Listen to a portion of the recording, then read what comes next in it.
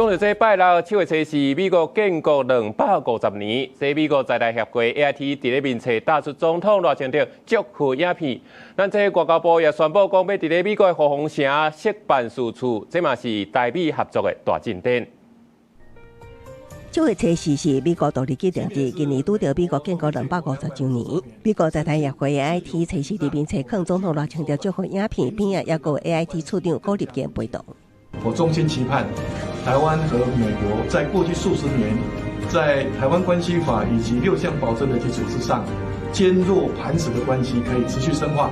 賴總統強調，今年也是台灣總統第30周年。雖然台美距離遙遠，也毋過相信自由民主會當互台美關係更加密切。AIT 是感謝賴總統獻上祝福，展現台美堅實的友誼。台美繼續深化交流。外交部宣布，為了促進台美雙向投資，加強服務台商甲僑民，會佇美國亞利桑那州鳳凰城設立駐鳳凰城台北經濟文化辦事處，將有助強化我國與亞利桑那州及鳳凰城市政府的聯繫，及時回應國商投資及營運的需求，並促進雙方在經貿、科技、供應鏈、文教及人民交流等領域的合作。美國國務院表態樂見，強調台灣是美國上重要的貿易甲投資夥伴之一。AIT 強調台灣佇美國的辦事處會達到14個，證明雙方夥伴關係堅強。學者分析，台積電等半導體廠商去美國設廠，有希望佇當地形成科技產業之路，催發出辦事處的需求。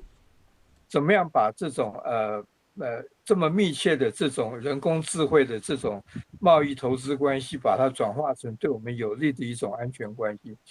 學者認為，在美國總統川普力推飛航供應鏈加 AI 事件帶動之下，台美供應鏈合作會更加深度結明。台灣要和共生夥伴關係，更擴展到安全的層次。記者綜合報道。